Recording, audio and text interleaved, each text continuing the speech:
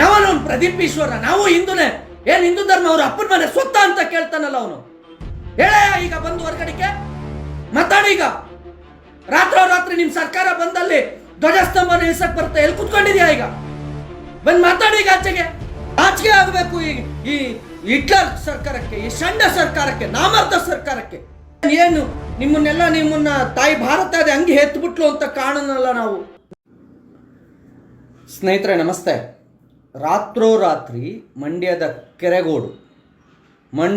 ಕೆರಗೋಡು ಗ್ರಾಮದಲ್ಲಿ ಆಂಜನೇಯನ ದೇವಾಲಯದ ಮುಂದೆ ಇಡೀ ಗ್ರಾಮಸ್ಥರೆಲ್ಲರೂ ಸೇರಿ 22ನೇ ತಾರೀಕು ಏನು ಭವ್ಯ ರಾಮ ಮಂದಿರ ನಿರ್ಮಾಣವಾಯಿತು ಅವತ್ತಿನ ದಿನ ಮಂಡ್ಯದ ಕೆರಗೋಡಿನಲ್ಲಿ ಅವರು ಆಂಜನೇಯ ದೇವಾಲಯದ ಮುಂದೆ ಒಂದು ಧ್ವಜಸ್ತಂಭವನ್ನು ಸ್ಥಾಪನೆ ಮಾಡಿಕೊಂಡು ಒಂದು ಧ್ವಜಸ್ತಂಭದಲ್ಲಿ ಹನುಮಂತನ ಧ್ವಜವನ್ನು ಹಾಕಿರ್ತಾರೆ, ಭಾಗಧ್ವಜವನ್ನು ಹಾಕಿರ್ತಾರೆ.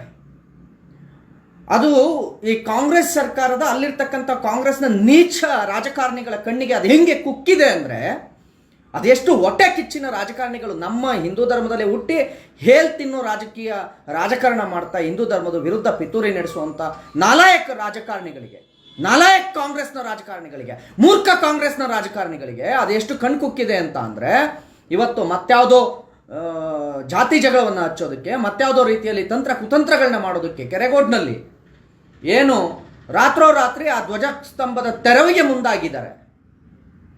ರಾತ್ರೋರಾತ್ರಿ ತಡರಾತ್ರಿ ಇಡೀ ಗ್ರಾಮಸ್ಥರೆಲ್ಲ ಒಟ್ಟಿಗೆ ಸೇರಿ ಮಾಡಿರೋದು. ಅದನ್ನು ಇಡೀ ಗ್ರಾಮದ ಎಲ್ಲ ಜನರು ಕೂಡ ತಮ್ಮ ಎಲ್ಲ ಒಟ್ಟಿಗೆ ಸೇರಿ ಸಂತೋಷದಿಂದ ರಾಮನ ಮೇಲೆ ಭಕ್ತಿಯಿಂದ, ಆಂಜನೇಯನ ಮೇಲಿನ ಭಕ್ತಿಯಿಂದ ಆ ಧ್ವಜಸ್ತಂಭವನ್ನು ಮಾಡಿಕೊಂಡ್ರೆ ಇವರಿಗೆ ಹೊಟ್ಟೆ ಊರಿ ತಡೆಯೋಕ್ಕಾಗ್ತಾ ಇಲ್ಲ. ಅದಕ್ಕೆ ರಾತ್ರೋರಾತ್ರಿ ರಿಸರ್ವ್ ಪೊಲೀಸ್ಗಳನ್ನು ಹಾಕ್ಕೊಂಡು ಅದನ್ನು ತೆರವಿಗೆ ಮುಂದಾಗ್ತಾರೆ.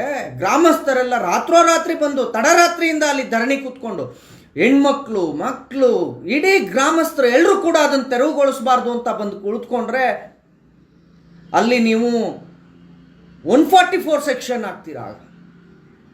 144 ಸೆಕ್ಷನ್ ಹಾಕಿ ಅದರ ತೆರವಿಗೆ ಮುಂದಾಗ್ತಾ ಇದ್ದೀರಾ. ರಾಜ್ಯ ಸರ್ಕಾರಕ್ಕೆ ನಾವು ತಿಳಿಸ್ತಾ ಇದ್ದೀವಿ, ನೇರ ಎಚ್ಚರಿಕೆಯನ್ನು ರಾಜ್ಯ ಸರ್ಕಾರದ ಇಡೀ ಕಾಂಗ್ರೆಸ್ ಸರ್ಕಾರಕ್ಕೆ ಕೊಡ್ತಾ ಇದ್ದೀವಿ. ನೀವೇನಾದರೂ ಆ ಧ್ವಜಸ್ತಂಭವನ್ನು ತೆರವುಗೊಳಿಸಿದ್ರೆ ಆ ಊರ್ನವರು, ಕೆರಗೋಡು ಹಿಂದೂ ಗ್ರಾಮಸ್ಥರು ಏನಾದರೂ ಕರೆ ಕೊಟ್ಟಿದ್ದೇ ಆದರೆ ಹೋರಾಟಕ್ಕೆ ರಾಜ್ಯದ ಮೂಲೆಯಿಂದ ಎಲ್ಲ ಹಿಂದೂ ಕಾರ್ಯಕರ್ತರು ಬರ್ತೀವಿ. ರಾಷ್ಟ್ರ ರಕ್ಷಣಾ ಪಡೆಯ ಸಂಪೂರ್ಣ ಬೆಂಬಲ ಆ ಊರಿನ ಗ್ರಾಮಸ್ಥರಿಗೆ ಕೊಡ್ತೀವಿ. ಅವರು ಯಾವುದೇ ರೀತಿ ಹೋರಾಟವನ್ನು ಯಾವುದೇ ಕ್ಷಣದಲ್ಲಿ ಕರೆ ಕೊಟ್ಟರು ಕೂಡ ನಾವೆಲ್ಲರೂ ಕೂಡ ಕೆರಗೋಡು ಚಲೋ ಕಾರ್ಯಕ್ರಮ ನಂಬಿಕೊಂಡು ಕೆರಗೋಡಿಗೆ ಬರಬೇಕಾಗತ್ತೆ. ಏನಿವತ್ತು ರಾಜ್ಯದಲ್ಲಿ ಏನು ಜಿಹಾದಿಗಳ ಸರ್ಕಾರ ಇದೆಯಾ? ರಾಜ್ಯದಲ್ಲಿ ಜಿಹಾದಿಗಳ ಸರ್ಕಾರ ಇದೆಯೇನ್ರಿ? ನಮ್ಮ ಹಿಂದೂಗಳ ಊರಿನಲ್ಲಿ ಹಿಂದೂಗಳು ಒಂದೇ ಒಂದು ಧ್ವಜಸ್ತಂಭವನ್ನು ಇಟ್ಕೊಳ್ಳೋ ಅಥವಾ ಸ್ಥಾಪಿಸ್ಕೊಳ್ಳೋ ಯೋಗ್ಯತೆನೂ ನಮಗಿಲ್ವಾ? ಅಷ್ಟು ಸ್ವಾತಂತ್ರ್ಯನೂ ನಮಗಿಲ್ವಾ? ಇಡೀ ಗ್ರಾಮ ಪಂಚಾಯತಿ ಮೆಂಬರ್ಗಳೆಲ್ಲ ಸೇರಿ ಒಟ್ಟಿಗೆ ಮಾಡ್ಕೊಂಡಿರೋದು, ಎಲ್ಲರ ಒಪ್ಪಿಗೆ ಮೇರೆಗೆ ಮಾಡ್ಕೊಂಡಿರೋದು. ಏನಾದ್ರು ಆಗಿದ್ರೆ ಕಾನೂನು ಮುಖಾಂತರ ಹೋಗಿ ತೆರವಿಗೆ ಆದೇಶ ತಗೊಬನ್ನಿ. ನೀವ್ಯಾರು ಹಿಟ್ಲರ್ ಆಡಳಿತ ನಡೆಸೋದಕ್ಕೆ? ನಾಚಿಕೆ ಆಗೋದಿಲ್ಲ ನಿಮಗೆ? ನಾಚಿಕೆ ಆಗಬೇಕು ನಿಮಗೆ. ರಾತ್ರೋರಾತ್ರಿ ಆ ಧ್ವಜಸ್ತಂಭವನ್ನ ಭಾಗಧ್ವಜ ಅಂದ್ರೆ ಕಣ್ ಕುಗ್ತಾ ಇದೆಯಾ ನಿಮಗೆ? ಹಿಂದೂ ವಿರೋಧಿ ಸರ್ಕಾರ ಬಂದಾಗಲಿಂದ ಇದನ್ನೇ ಮಾಡ್ಕೊಂಡು ಬರ್ತಾ ಇದ್ದೀರಾ. ನಿಮ್ಮ ಯಾವ ಕೇಸು ಮತ್ತಾವುದೋ ವಗೇರೆ ವೈನ್ ಇವಕ್ಕೆಲ್ಲ ನಾವು ಎದುರ್ಕೊಂಡು ಕೂತ್ಕೊಳ್ಳೋದಲ್ಲ. ಕೆರಗೋಡು ಗ್ರಾಮಸ್ಥರಿಗೆ ಸಮಸ್ತ ಹಿಂದೂ ಸಂಘಟನೆಗಳ ಬೆಂಬಲ ಖಂಡಿತವಾಗಿಯೂ ಇದೆ. ನಿಜವಾಗ್ಲೂ ಆ ಗ್ರಾಮಸ್ಥರಿಗೆಲ್ಲ ಕೈ ಮುಗಿಬೇಕು. ರಾತ್ರಿ ನಿದ್ದೆ ಬಿಟ್ಟು ರಾತ್ರೋರಾತ್ರಿ ಆ ಧ್ವಜಸ್ತಂಭದ ಮುಂದೆ ಹೋರಾಟ ಕೂತ್ಕೊಳ್ತಾ ಇದ್ದಾರೆ.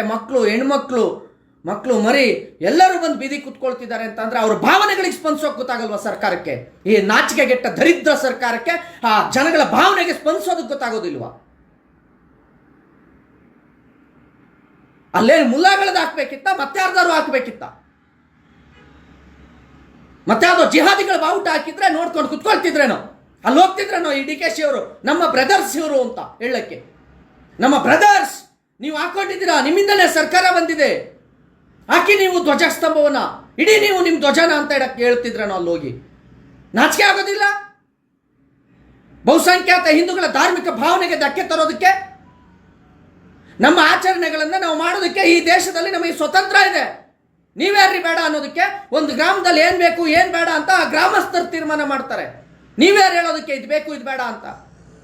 ಆ ಗ್ರಾಮಸ್ಥರೆಲ್ಲ ಸೇರಿ, ಇಡೀ ಗ್ರಾಮ ಪಂಚಾಯತಿ ಎಲ್ಲ ಸದಸ್ಯರೆಲ್ಲ ಸೇರಿ ಒಟ್ಟಿಗೆ ಸೇರಿಕೊಂಡು ಮೆಂಬರ್ಸ್ಗಳು ಆ ಧ್ವಜಸ್ತಂಭವನ್ನು ಮಾಡಿದರೆ ನೀವು ಈಗ ಹೋಗಿದ್ದೀರಾ ಅಲ್ಲಿ ರಾತ್ರೋರಾತ್ರಿ ಕಣ್ ಕುಕ್ಬಿಡ್ತಾ ಜಾತಿ ಜಗಳ ತಂದಿರ್ತೀರಾ. ಈಗ ನಾಚಿಕೆ ಆಗೋದಿಲ್ವಾ ನಿಮಗೆ? ಮಾಡೋದಕ್ಕೆ ಬೇಕಾದಷ್ಟು ಅಭಿವೃದ್ಧಿ ಕೆಲಸಗಳಿದಾವೆ, ಅದನ್ನು ಮಾಡ್ಕೊಂಡು ಕೂತ್ಕೊಳ್ಳಿ. ತಾಕತ್ತಿದ್ರೆ ಡೇ ಟೈಮ್ನಲ್ಲಿ ಹೋಗ್ಬೇಕಿತ್ತು, ರಾತ್ರೋರಾತ್ರಿ ಹೋಗ್ತಾ ಇದ್ದೀರಿ. ನಾಚಿಕೆ ಆಗೋದಿಲ್ಲ ನಿಮಗೆ ಆ ಧ್ವಜ ಇಳಿಸೋದಕ್ಕೆ? ಆ ಧ್ವಜಸ್ತಂಭವನ್ನು ಮುಟ್ಟಿದ್ರೆ ಅದ್ರ ಪರಿಣಾಮ ಏನಾಗುತ್ತೆ ಅನ್ನೋದನ್ನು ಮುಂದಿನ ದಿನದಲ್ಲಿ ಕಾದ್ ನೋಡಿ. ನಿಮಗೆ ಕೆರೆಗೋಡಿನಿಂದ ಏನಾದರೂ ಹೋರಾಟಕ್ಕೆ ಕರೆ ಕೊಟ್ಟಿದ್ದೇ ಆದರೆ, ಕೆರೆಗೋಡು ಗ್ರಾಮಸ್ಥರು ಏನಾದರೂ ಹೋರಾಟಕ್ಕೆ ಕರೆ ಕೊಟ್ಟರೆ ಆ ಹೋರಾಟಕ್ಕೆ ಇಡೀ ರಾಜ್ಯಾದ್ಯಂತ ಎಲ್ಲ ಹಿಂದೂ ಸಂಘಟನೆಗಳು ಸಂಪೂರ್ಣ ಬೆಂಬಲವನ್ನು ಕೊಡ್ತೀವಿ. ನಾವು ಕೂಡ ಆ ಹೋರಾಟದಲ್ಲಿ ಭಾಗಿಯಾಗ್ತೀವಿ, ನಾವೆಲ್ಲರೂ ಕೂಡ ಬರ್ತೀವಿ ಆ ಹೋರಾಟಕ್ಕೆ. ನಿಮಗೊಂಚೂರು ಕೂಡ ನಾಚಿಕೆ ಮಾನ ಮರ್ಯಾದೆ ಅನ್ನೋದೇನೂ ಇಲ್ವಾ? ಪಾಪ ರಾತ್ರೋರಾತ್ರಿ ಆ ಮಕ್ಕಳು ಹೆಣ್ಮಕ್ಳು ಆ ಫೋಟೋಸು ವಿಡಿಯೋಸ್ ನೋಡಿದ್ರೆ ಹೊಟ್ಟೆ ಉರಿತಾ ಇದೆ. ಏನ್ರಿ ಅಷ್ಟು ದುರಹಂಕಾರ ನಿಮಗೆ? ಏನು ಬಂದಿದೆ ನಿಮಗೆ ಒತ್ಕೊಂಡು ಹೋಗುವಂಥದ್ದು? ಯಾಕಷ್ಟು ದುರಹಂಕಾರದಲ್ಲಿ ಮೆರೀತಾ ಇದ್ದೀರಾ? ಇದೇ ರಾಜಕಾರಣ ಇರೋದಿಲ್ಲ ನಿಮಗೆ ಓಲೈಕೆ ಮಾಡೋದಕ್ಕೆ. ಅವನು ಯಾವನ್ನ ಓಲೈಕೆ ಮಾಡೋದಕ್ಕೆ ನೀವು ಹಿಂದೂಗಳ ಮೇಲೆ ದೌರ್ಜನ್ಯ ಮಾಡ್ಕೊಂಡು ಸರ್ಕಾರ ನಡೆಸ್ತಾ ಇದ್ದೀರಾ. ಎಲ್ಲ ಕಡೆನೂ ನಿಮ್ಮ ಚೇಲಗಳು ಜಾಸ್ತಿ ಆಗಿದೆ. ಏನು ಮಾತಾಡೋದಿಲ್ಲ, ಸುಮ್ಮನೆ ಕುತ್ಕೊಳ್ತಾರೆ. ನಿಮ್ಮ ಸರ್ಕಾರ ಇದೆ, ಯಾರು ಧ್ವನಿ ಎತ್ತಲ್ಲ, ಧ್ವನಿ ಎತ್ತಿದ್ರೆ ಜೈಲಿಗೆ ಹಾಕ್ತೀವಿ ಅಂತನ. ಯಾವ ಜೈಲು? ಏನು ಅನ್ಕೊಂಡಿದ್ದೀರಾ ನೀವು?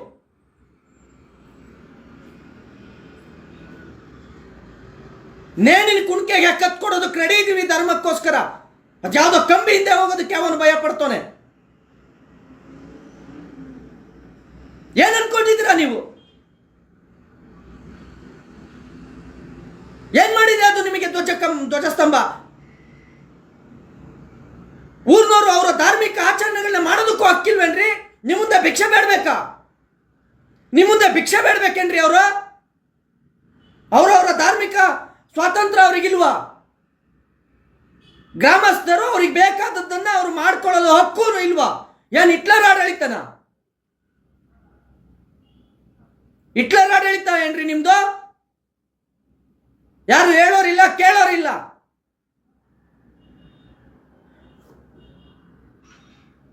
ಏನೋ ಜೈಲ್ಗೆ ಹಾಕ್ಬಿಡ್ತೀವಿ, ಹೋರಾಟಗಾರರನ್ನ ಬಂಧಿಸ್ಬಿಡ್ತೀವಿ, ಹಂಗ್ ಮಾಡ್ತೀವಿ ಹಿಂಗ್ ಮಾಡ್ತೀವಿ, ಯಾವನು ಬರಲ್ಲ.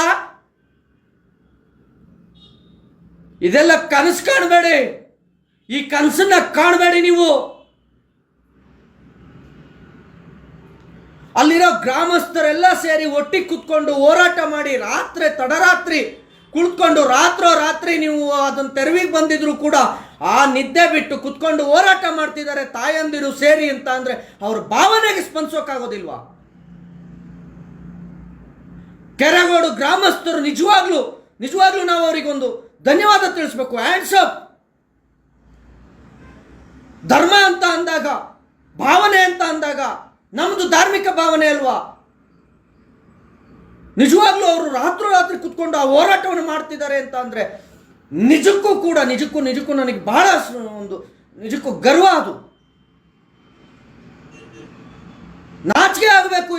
ಈ ಹಿಟ್ಲರ್ ಸರ್ಕಾರಕ್ಕೆ, ಈ ಷಂಡ ಸರ್ಕಾರಕ್ಕೆ, ನಾಮರ್ದ ಸರ್ಕಾರಕ್ಕೆ ನಾಚಿಕೆ ಆಗಬೇಕು.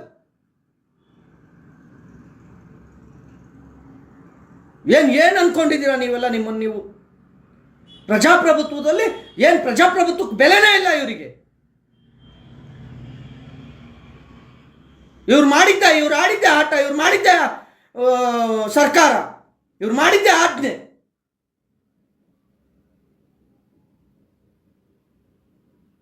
ಏನು ನಿಮ್ಮನ್ನ ತಾಯಿ ಭಾರತ ಅದೇ ಹಂಗೆ ಎತ್ಬಿಟ್ಲು ಅಂತ ಕಾಣನಲ್ಲ ನಾವು. ಭಾರತಾಂಬೆ ನಿಮಗೆ ಹೆಂಗ್ ಜನ್ಮ ಕೊಟ್ಬಿಟ್ಲು, ಹೆಂಗ್ ಬಂದ್ರಿ ನೀವೆಲ್ಲರೂ?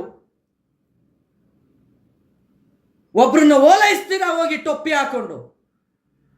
ನಾಚಿಕೆ ಆಗಲ್ವಾ ನಿಮಗೆ? ಹಿಂದೂಗಳ ಭಾಗಧ್ವಜವನ್ನ ಇಳಿಸ್ತೀವಿ ಅಂತ ರಾತ್ರೋರಾತ್ರಿ ರಿಸರ್ವ್ ಹಾಕೊಂಡು 100 ಜನ ಪೊಲೀಸ್ನವ್ರನ್ನ ಕರೆಸ್ಕೊಂಡು ನಿಲ್ಲಿಸ್ಕೊಳ್ಳೋದಕ್ಕೆ ನಾಚಿಕೆ ಆಗಲ್ವಾ ನಿಮಗೆ?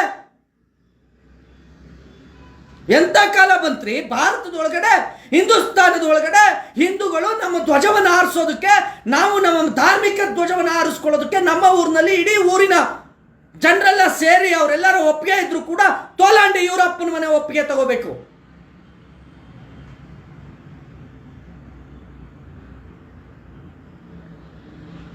ಬಂಟಿಂಗ್ಸ್ ಕಟ್ಟೋದಕ್ಕೆ, ಬ್ಯಾನರ್ ಹಾಕೋದಕ್ಕೆ ಊರಿನಲ್ಲಿ ಏನೇನ್ ಟ್ರಾಫಿಕ್ ಜಾಮ್ ಆಗುತ್ತಾ? ಏನಿದೆ ಅಲ್ಲಿ?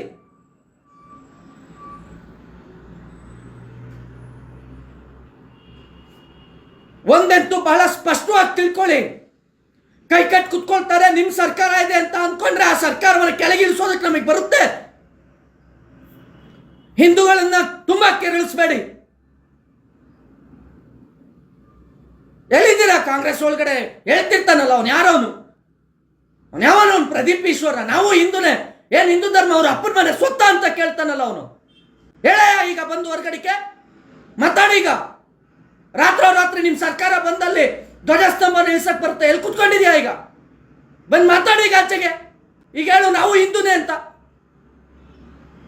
ಹೇಳಯ್ಯ, ಬಂದ ಆಚೆಗೆ. ಬಾಕಿದಕ್ಕೆಲ್ಲ ಮಾತಾಡಕ್ ಗೊತ್ತಾಗುತ್ತೆ.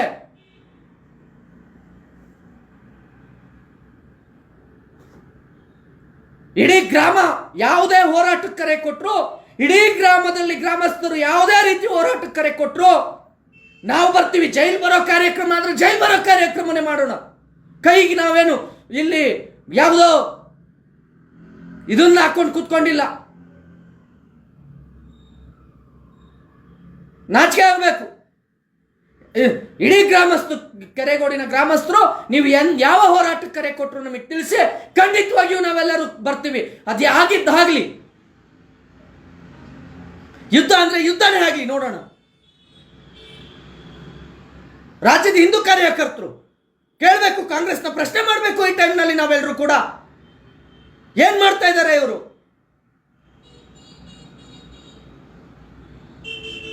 ನಾಚಿಕೆ ಆಗಬೇಕು. ನಿಜಕ್ಕೂ ಹೇಳ್ತಾ ಇದ್ದೀನಿ, ಹಿಂದೂಗಳ ದೌರ್ಭಾಗ್ಯ ಇದು, ಹಿಂದೂಗಳ ದೌರ್ಭಾಗ್ಯ. ಇಂಥ ಧರ್ಮ ವಿರೋಧಿ ಸರ್ಕಾರವನ್ನು ಆಡಳಿತಕ್ಕೆ ತಂದ್ಕೊಂಡು ಇದ್ರ ಪರಿಣಾಮ ಇವತ್ತು ನಾವು ಅನುಭವಿಸ್ತಾ ಇದ್ದೀವಿ. ಯಾವುದೇ ಸರ್ಕಾರ ಇರಲಿ, ಹಿಂದೂಗಳ ಮೇಲೆ ಅದೇನ್ರಿ ದೌರ್ಜನ್ಯದ ಅಧಿಕಾರವನ್ನು, ಆಡಳಿತವನ್ನು ಕೊಡ್ತೀರಾ ನೀವು? ಬಹುಸಂಖ್ಯಾತರಾದ ಹಿಂದೂಗಳು ಓಟ್ ಸಿಕ್ಕಿಲ್ವಾ ನಿಮಗೆ? ಅಥವಾ ನಮ್ಮ ಹಿಂದೂಗಳ ಧಾರ್ಮಿಕ ಭಾವನೆಗೆ ಬೆಲೆ ಇಲ್ವಾ ನಿಮ್ಮ ಹತ್ರ? ರಿಸರ್ವ್ ಹಾಕೊಂಡು ತೆರವಿಗೆ ಬರುವಂಥದ್ದು ಏನ್ರಿ ಇದೆ? ಮನವೊಲಿಸಿ ಗ್ರಾಮಸ್ಥರ್ದ 144 ಸೆಕ್ಷನ್ ಹಾಕೊಂಡು ನೀವು ಧ್ವಜಸ್ತಂಭವನ್ನ, ಈ ಭಾಗಧ್ವಜವನ್ನು ಮುಟ್ಟುವಂತ ದರ್ದೇನ್ರಿ ಇದೆ ನಿಮಗೆ? ಕಳಿಸಿ ನಿಮ್ಮ DC-ಗಳನ್ನ, ತಹಸೀಲ್ದಾರ್ಗಳನ್ನ, ಹೋಗಿ ಮಾತಾಡ್ಲಿ. ಅವರು ಗ್ರಾಮಸ್ಥರ ಮನವೊಲಿಸ್ಲಿ, ಅಥವಾ ಅದೇನು ಪ್ರಾಬ್ಲಮ್ ಇದೆ ಕುಂತು ಮಾತಾಡ್ಲಿ. ಅದನ್ನು ಬಿಟ್ಟು ಅಲ್ಲೇನು ಪ್ರಾಬ್ಲಮ್ ಇಲ್ಲ. ದೇವಸ್ಥಾನದ ಆಂಜನೇಯನ ದೇವಾಲಯದ ಮುಂದೆ ಒಂದು ಧ್ವಜಸ್ತಂಭವನ್ನು ಸ್ಥಾಪನೆ ಮಾಡಿಕೊಂಡ್ರೆ ಇದು ಕಣ್ಕುಗ್ತಾ ಇದೆ ಹಿಂದೂ ವಿರೋಧಿಗಳಿಗೆ, ಅಲ್ಲಿರ್ತಕ್ಕಂಥ ನಾಲಾಯಕ್ ಹಿಂದೂ ವಿರೋಧಿಗಳಿಗೆ, ಕಾಂಗ್ರೆಸ್ನ ನೀಚ ರಾಜಕಾರಣಿಗಳಿಗೆ, ನಾಮರ್ದ ರಾಜಕಾರಣಿಗಳಿಗೆ. ನಿಮ್ಮ ರಾಜಕೀಯ ತೆವಲಿಗೆ ಹಿಂದೂ ಧರ್ಮನ ಬಲಿ ಕೊಡಬೇಕು ಅಂತ ಮಾಡಿದ್ದೀರಾ. ಧರ್ಮದ ವಿಚಾರಕ್ಕೆ ಬಂದ್ರೆ, ಹಿಂದೂ ಧರ್ಮದ ವಿಚಾರಕ್ಕೆ ಬಂದ್ರೆ ಯಾರಾದ್ರೂ ಸರಿ, ತುಂಬಾ ಕೆರಳಿಸ್ಬೇಡಿ, ಒಳ್ಳೇದಲ್ಲ ಇದು.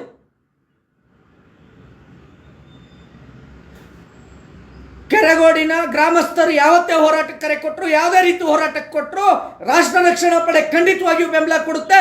ನಾವು ಸಮಸ್ತ ಹಿಂದೂ ಸಂಘಟನೆಗಳು, ಆ ಸಂಘಟನೆ ಅಲ್ಲ, ಸಮಸ್ತ ಹಿಂದೂ ಕಾರ್ಯಕರ್ತರು ಕೂಡ ನಾವು ನಿಮ್ಮ ಜೊತೆಗಿದ್ದೀವಿ. ನಾವು ಬಂದೇ ಬರ್ತೀವಿ. ಕರೆ ಕೊಡಿ.